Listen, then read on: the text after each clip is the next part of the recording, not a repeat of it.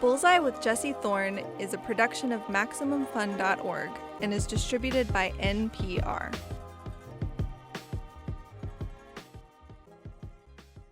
I'm Jesse Thorn. It's Bullseye.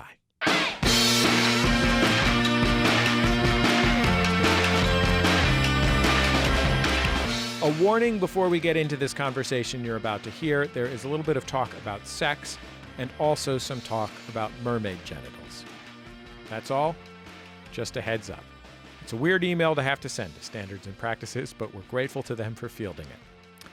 So anyway, the other day, I saw this movie called The Lighthouse. It's about these two men on an island, two very old-timey sailormen living in New England in the late 1800s. One of the men is old, the other is young. The whole film is in black and white.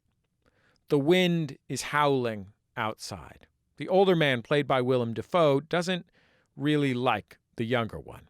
Younger one is played by Robert Pattinson. The two of them drink a lot.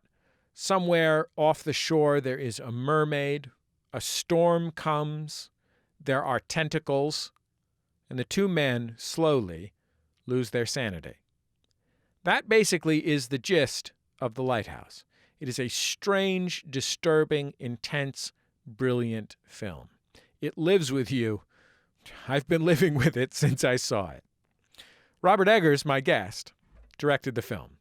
He wrote the script with his brother Max. Before The Lighthouse, Eggers wrote and directed The Witch, another disturbing, brilliant film set in old New England.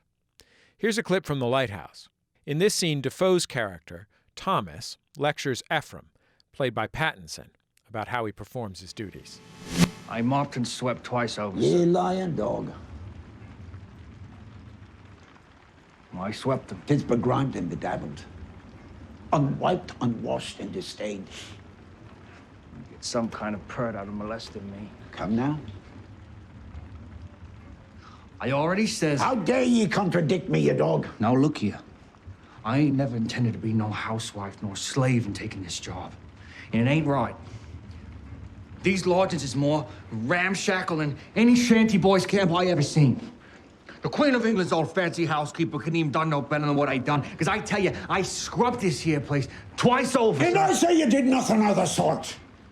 And I say you swab it again, and you swab it proper like this time, and you'll be swabbing it 10 times more after that. Robert Eggers, welcome to Bullseye. It's great to have you on the show. It's great to be here. Willem he's just about to get going.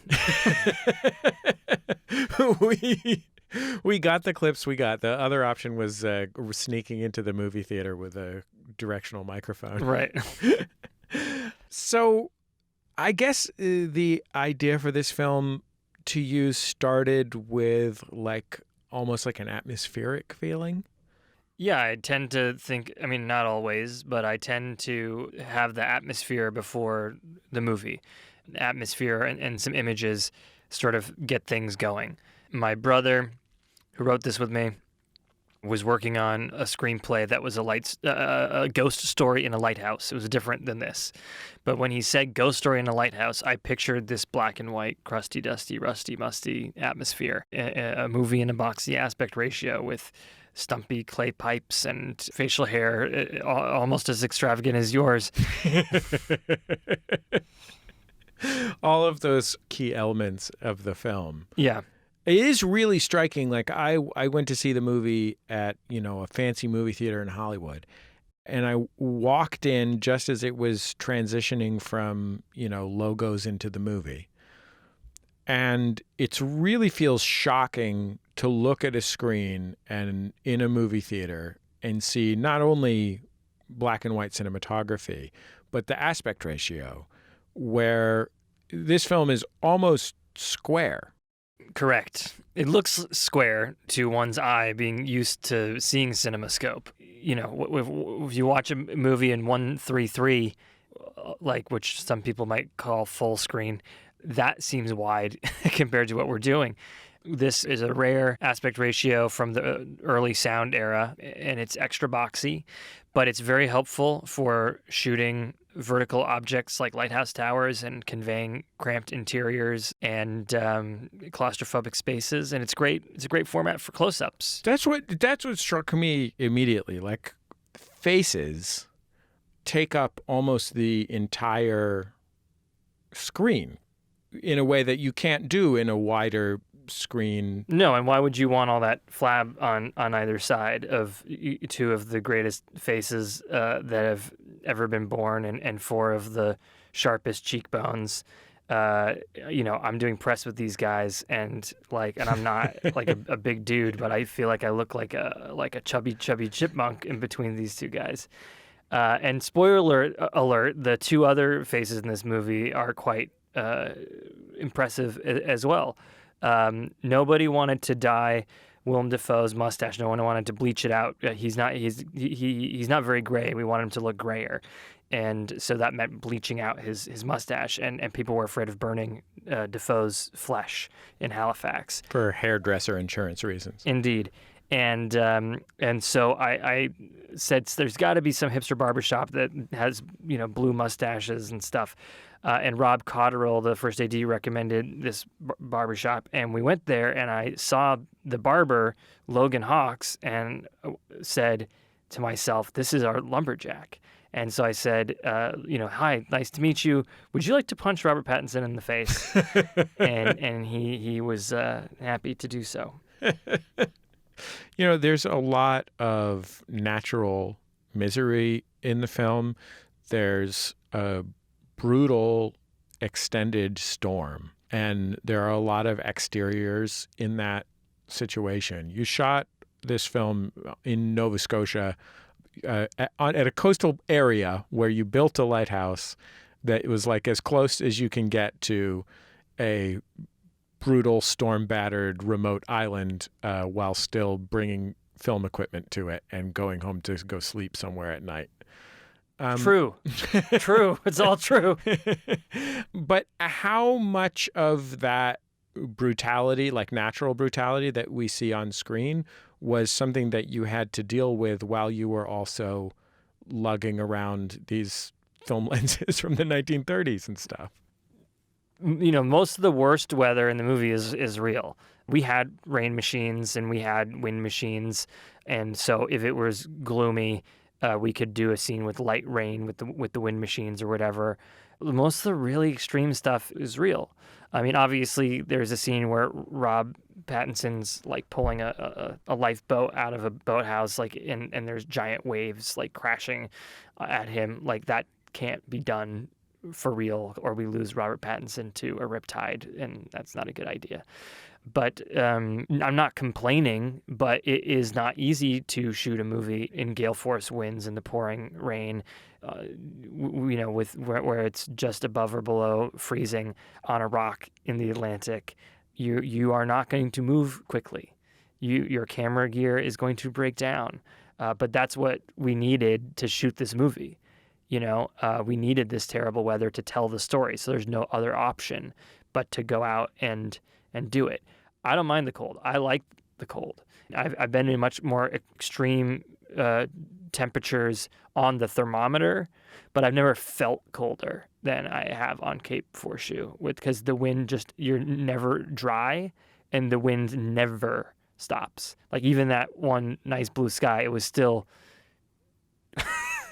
miserably windy, and everyone was up for it. The crew was up for it. They know, these Nova Scotia crew, I mean, they're hardy and they get it. Rob and Willem knew what they signed up for. But, again, we're not complaining, but if the rain's not reading in your close-up and you have to then be sprayed in the face with a fire hose so the rain reads in your close-up, it's not pleasant, but it informs the performance, that's for sure. Spoiler alert, if you're buried alive in dirt and made to eat it, that's not pleasant, but you know what you signed up for. Both this movie and your previous movie, The Witch, have a lot of historical detail in them. especially in the production design. There's just a lot of real stuff. And I wonder what the value of real stuff is in the context of two stories that have a lot of mystical and fairy tale qualities to them.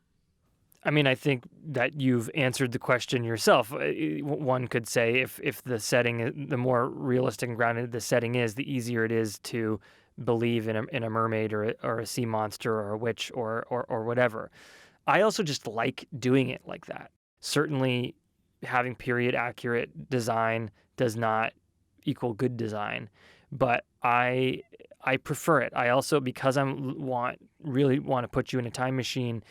If I'm saying that our goal is accuracy, it's always, of course, by the way, it's always going to be an interpretation because, like, we didn't have access to a time machine. But if all of my collaborators know, like, historical accuracy is the high bar we're reaching for, then choices are made for you, and you're not laboring over, like, is this lapel the right lapel to convey this character? And because you're not wasting time with those things, you can put more and more and more and more and more details in there to create a more specific atmosphere. And I'm researching as a means to an end, but I also just enjoy the act of research. I like learning about how people used to live, and I love when you think, man, these people are so crazy. How could they possibly think like this? And then all of a sudden, reading a little more and opening the door into their heads and realizing, oh, I see why. And if I lived then, that's how I would think too. And you want to know what else? Like, I can see how aspects of that still exist today. And then it's my job as a storyteller to try to make that relevant. And of course, I don't try to make it relevant. I actually just try to stay in their heads, but I am somehow influenced by the zeitgeist, and it comes out. I mean, and I hope. I mean, certainly if only people who lived in the 1630s enjoy The Witch and only people who lived in the 1890s could enjoy the Lighthouse, I'd have a problem. Narrow target market. Yeah. I mean, you could do it maybe at Hollywood Forever. Yeah. Lots of graveyard screenings. I'm Jesse Thorn. You're listening to Bullseye. My guest is the director Robert Eggers. His newest film, The Lighthouse, is in theaters now. Did you imagine the way, when you first thought of the feeling of the film, the way that two men on an island who live inside a phallus would, how their sexuality would color the entirety of their experience in the film? It wasn't like that very first moment of inspiration, but certainly, within the first week of thinking about it, yeah, that's going to be a big part of it. It freaked me out. Okay.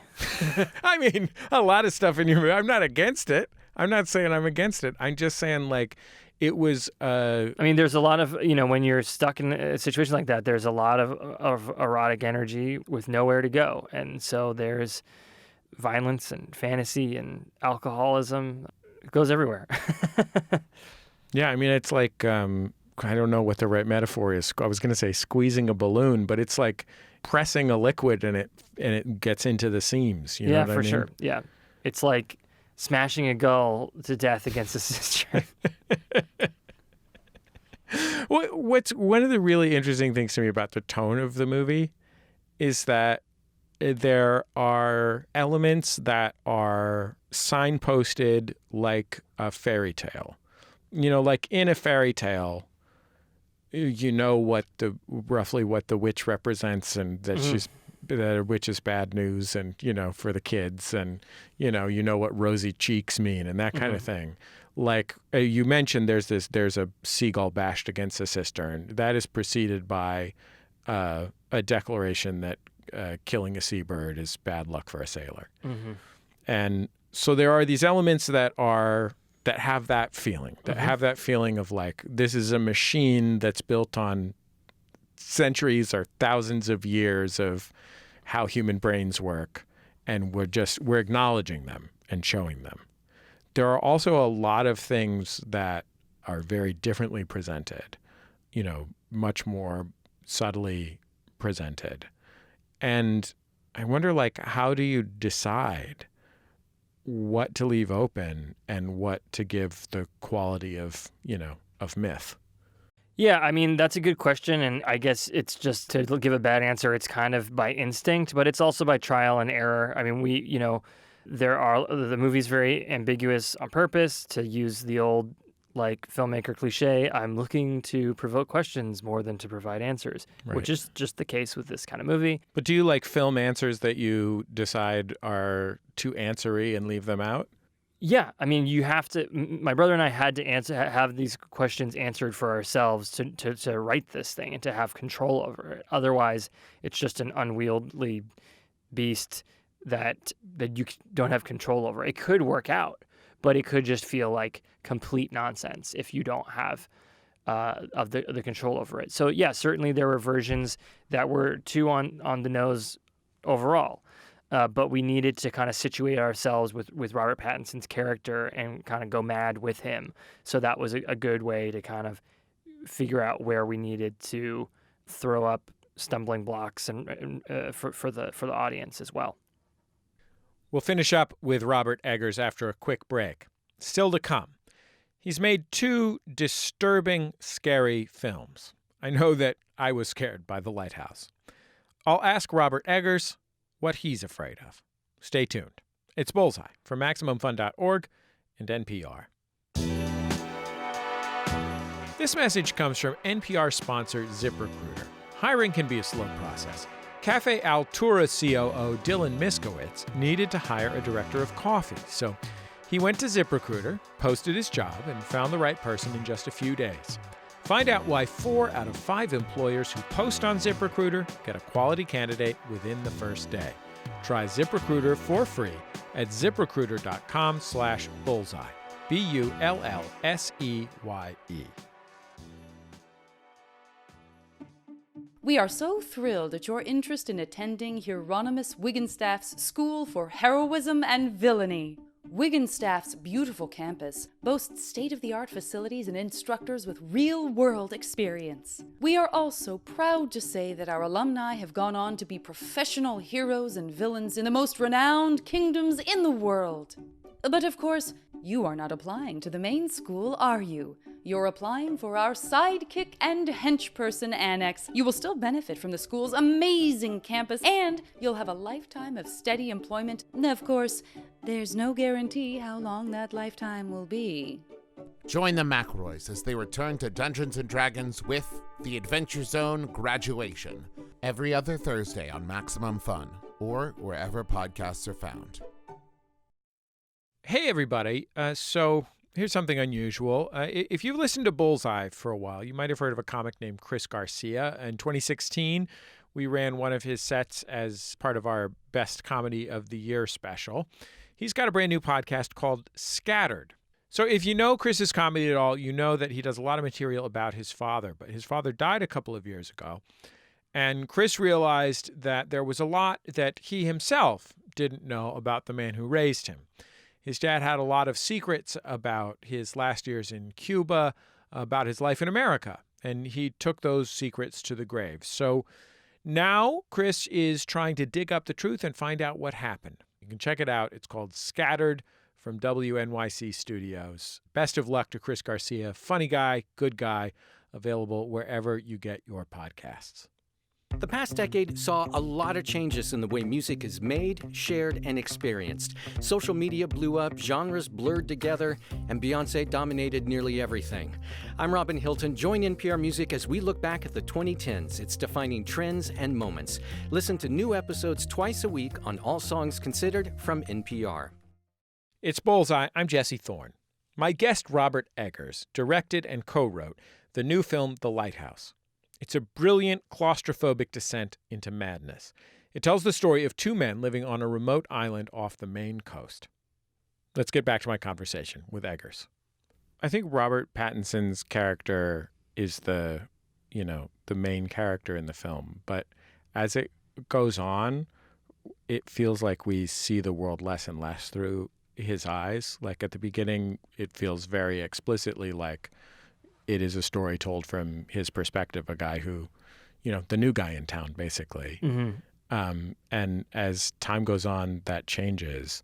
What do you do as a director to make that happen for the audience? It's just you. It's all about camera placement. That's it. That's the end of it. If you want to really be engaged with, this is, by the way, some of these ideas are, of course, subjective. I think that there are some things that Eisenstein and Hitchcock and John Ford and Spielberg have proved, but there's other things that I think are more subjective. But I would say, if the scenes from Rob's perspective, and it's shot reverse shot, that we might have Rob's shoulder in Willem's shot. But if I was going to do a scene where it's both over the shoulder, shot reverse shot, then it feels more balanced. And even if they're close-ups that are framed the same, and nobody's dirty, just the amount of time we spend on Rob can make it feel like it's more his scene. I mean, Dafoe's sea spell, where he has an unbroken take for 2.5 minutes where he doesn't blink. That is the same take that he begins the speech with. So it was really more 3 minutes of him killing it and not blinking. But we had to cut to Rob to see Rob's reaction because we needed to be with Rob in that moment. So I don't know if that answers your question, but I said some things. Yeah. How do you decide what mermaid looks like? So in the Middle Ages and the Renaissance, mermaids generally had a split tail. You may recognize that shape from the Starbucks cup mermaid. That split tail, they could perform their function as anima figures to their male fantasizers. So they could, it was obvious the way that it worked. Yeah. In other words, if you have legs, there you can have a between the legs. Indeed, yeah. And but Victorian mermaids, the Victorians did away with that, obviously, in a very Victorian fashion. And so that single-tail mermaid becomes the archetypal mermaid shape of today. By the way, there are single-tail mermaids also, earlier than the 19th century, but whatever. But it was certainly solidified then. But we needed to have she needed to have genitals. So I looked at shark genitals. I started looking at different things like oysters and just different kind of sea life that look labial, but the shark genitals are nice because they look a little bit human, but not really. And then we also gave her some pelvic fins that I think helped that design.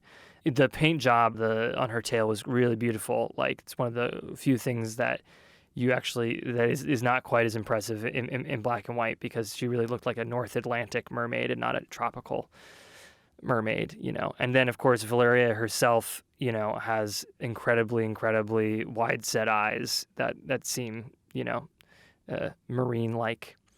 It reminded me of Peter Pan. I read Peter Pan in 8th grade in class. Mm-hmm.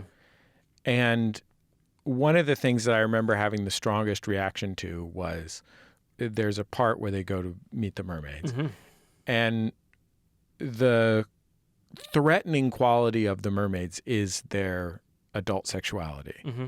which, obviously in a story about coming of age or not coming of age is really scary. Yeah, for sure. And I feel like I am not used to seeing feminine sexual imagery that has that in film, that has that scariness to it. Usually it's just straight up male gaze, lustful, whatever. And the threatening quality of the mermaid sexuality really threw me for a loop. Well, I'm glad. I'm glad. That was the intention. Do you remember ever feeling that level of fear or threat about sexuality, as an adolescent or something? I mean, I watched Conan the Barbarian far too young, with my mom present, and she made me close my eyes when Conan's like having sex with the witch, and the sounds of that were like, as a little kid, were quite terrifying. I also remember, like, as a little kid, like thinking Madonna's sexuality was like very scary as a little kid. Obviously, like women's power and sexuality has like been threatening to men throughout the ages. We probably wouldn't have like this patriarchal society if it wasn't the case. So I think, this movie is through the eyes of two men, mostly one man, that were alive in the 19th century.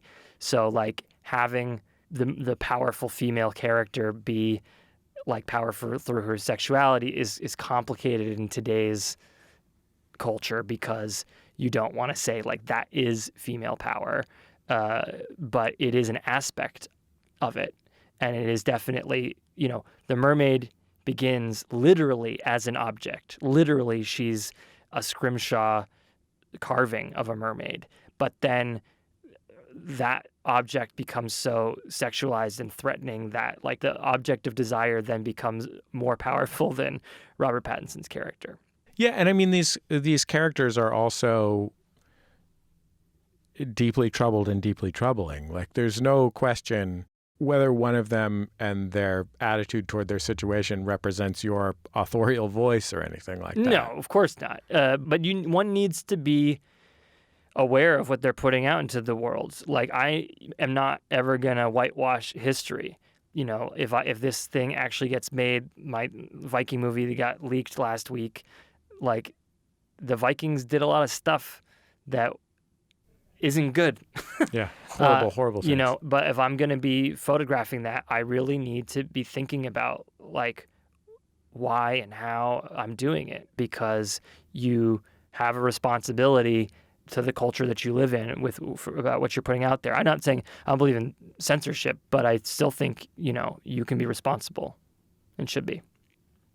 You're a New Englander. You were... Can't be helped. Yeah. And your first two films were very New England-y films. Films set in particular things about New England. Are there things about New England that someone who isn't from there might not understand or might, misunderstand? I don't know. I mean, it's like, I'm sure that there's plenty of New Englanders who like the Red Sox and the Bruins and a lobster roll and can just kind of get on with it. But doing press for these movies, I'm constantly running into fellow New Englanders who felt like New England was a scary, weird, strange, folkloric place full of like austere, mean people. And there's more old stuff there. There's more old white people stuff. It's where white Anglo-Protestant culture has been around for the longest in the U.S. And so there's old, dilapidated white Anglo-Protestant architecture and field markers and cemeteries in the woods and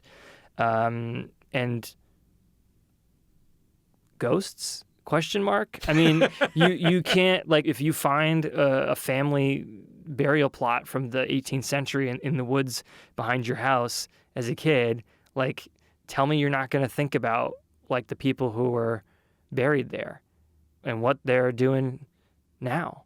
My grandpa lived in a house from 1740. I mean, obviously, like the romance of New England collaborative architecture is in both of my movies, but it tells a story when you see it and when you grow up around it. Did you ever read this children's book called The Oxcart Man? Of course. By Donald Hall? Yeah. So that book, which is about essentially the year of a farmer in New England in, I guess, probably the early 19th century or something like that. Yeah, something like that. It's a spectacularly beautiful book. And I read it as a kid, and I've read it with my own kids. Yeah, I'm going to go out and buy it after this. Yeah, it's such a I haven't thought about it in a long time. It's such a beautiful book. And like, I remember as a kid growing up on the West Coast, there are those beautiful, like, apple cider, autumn leaves feelings that one associates with New England. Absolutely. But there's also a kind of awareness of the severity of the situation that is quite discomforting. Yeah. When you're a kid. Like, it is very easy to see around the edges of this, like, pain and disaster and cold and those things. Yeah. It's something that, there's other, there's weird things about San Francisco and Los Angeles, the places I've lived, but, like, they are very different. Yeah. And the other thing it's like weird because you have all this history, but the folk culture is not like alive the same way that it is in the South or in the West. People don't wear Puritan hats, but people wear cowboy hats. Right. So on the one hand, like, it's everywhere, but on the other hand, you're also kind of if you're someone like me, you're kind of looking for it, and it takes some effort to find it. And both of these movies are me kind of communing with the folk culture of my region. There is a slight. Someone asked me if there is a preservationist quality, which I didn't really think about, but yeah, sure. Like, I'm digging into lost coastal Maine dialects and capturing them in a way that might survive for a little while. Well, I don't know, what we have, like 20 years before we're all underwater, but and then when in the post-apocalyptic world, when people are doing street theater around garbage fires, it'll all be, tales from the Avengers as street theater, or even weirder, people doing like pretending to open packages of things that they pretended to have bought around the garbage fire theater. So you're an adult man, and you've made 2 films. My wife disagrees with you. You've made 2 films, one of which is, I think, probably a horror film, and one of which is not a horror film, but deeply discomforting. And I wonder what you, as an adult man, are irrationally afraid of. I'm not irrationally afraid of much, to be frank. I need solitude. I really do. I need a lot of solitude, but I also need like a lot of family and some parties. And being alone is very scary to me. I am a bit claustrophobic. I'm a bit claustrophobic right now in this padded cell. But I think more than anything, like, I don't want to go mad, which, obviously, and you can see both these movies, being interested in the occult and stuff. You come across figures who are interested in it and then, like, end up believing it and then get lost in it. So that scares me. Is the fear of madness about, like, losing control of your own life? I mean, yeah. I mean, it's about losing yourself. That's and that's what's fun about reading Poe and Mackin and M.R. James, and that's the fun of this. It's the fun of if you find it fun, it's the fun of Lost Highway. But sometimes, it's good to watch Mary Poppins. I mean, Mary Poppins is kind of intense, too. Well, it has a more genial affect. I mean, I would take Mary Poppins. It's still a weird, like, magical power control fantasy. I would take Mary Poppins over, like, the Mystery Man from Lost Highway any day. Well, Robert Eggers, I'm so grateful that you came here to talk about your work and this amazing, amazing movie. And there's 20,000 things that I would love to ask you about, but you'll have to come back another time so we can talk about those things. Okay. Thanks. Robert Eggers. The Lighthouse is an absolutely spectacularly compelling film. I was awed by it. Not usually my kind of thing, I have to say. But I was so happy that I watched it. I hope you'll watch it. It's playing in theaters now. That's the end of another episode of Bullseye. Bullseye is produced at MaximumFun.org, world headquarters overlooking MacArthur Park in beautiful Los Angeles, California. If you're wondering, there's a woman who makes quesadillas at 7th and Alvarado. Highly recommended by our staff. I got to get over there. I had a quesadilla for lunch, but I had a quesadilla al pastor from taco truck a few blocks away. Maybe I should have gone to the quesadilla lady. Show is produced by Speaking Into Microphones. I'm going to be honest. I saw a picture of Kevin's quesadilla, my producer Kevin's quesadilla. He ate yesterday. It looked good. Maybe some pickled red onions in there, looked like. Anyway, our producer, Kevin Ferguson, aforementioned. Jesus Ambrosio is our associate producer. We get help from Casey O'Brien. Our production fellows are Jordan Cowling and Melissa Duenas. Our interstitial music is by Dan Wally, who's also known as DJ W. Our theme song is by the Go Team, the great band from England. Thanks to them and their label Memphis Industries for letting us use it. And I guess that's about it. Just remember, all great radio hosts have a signature sign-off.